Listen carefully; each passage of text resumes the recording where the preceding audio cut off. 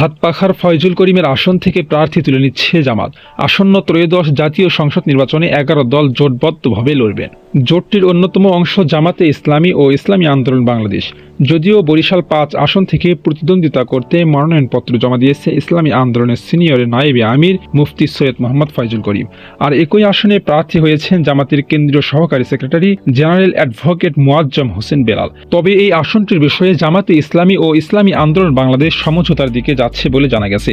এ কারণে মনোনয়নপত্র প্রত্যাহারের শেষ সময় আগামী 20 জানুয়ারির আগে এই আসন থেকে জামাতে ইসলামী প্রার্থী তুলে নিচ্ছে বলে ইঙ্গিত পাওয়া গেছে। এরই অংশ হিসেবে ওই প্রার্থীকে দলটি জাতীয় নির্বাচন পরিচালনা কমিটির সদস্যভুক্ত করেছে জামাতে ইসলামী। সূত্র জানায়, কাউকে নির্বাচন পরিচালনা কমিটিতে রাখা হলে সাধারণত তিনি নির্বাচনের প্রার্থী হন না।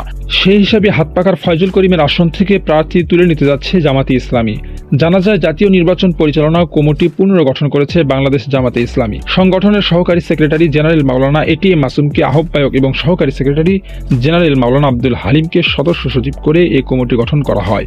গত বৃহস্পতিবার 8 জানুয়ারি গণমাধ্যমে পাঠানো এক বিজ্ঞপ্তিতে বিষয়টি নিশ্চিত করেছেন দলটির কেন্দ্র মিডিয়া ও প্রচার বিভাগের প্রধান এহসানুল মাহবুব জোবাই। এছাড়া এই কমিটির সদস্যদের একজন হলেন অ্যাডভোকেট মোয়াজ্জম হোসেন বেলাল। তিনি বরিশাল 5 আসন থেকে প্রতিদ্বন্দ্বিতা করতে মনোনয়নপত্র জমা দিয়েছেন। তবে মনোনয়নপত্র প্রত্যাহারের শেষ সময় আগামী 20 জানুয়ারি।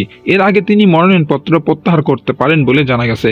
সূত্র the daily campus. Mujahidul Islam, my channel.